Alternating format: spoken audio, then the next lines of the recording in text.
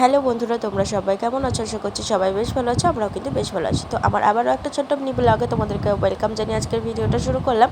আর এই দিকটাতে দেখো, দুপুর বাড়ি থেকে বেরিয়ে পড়েছিলাম। আর আমাদের বাড়ির সামনে যে রাস্তায় এখন ড্রেনের কাজ চলছে, আর সাথে সাথে দেখো আমি হাঁটতে হাঁটতে চলেও আসলাম ঝুমাদিদের বাড়ির সামনে।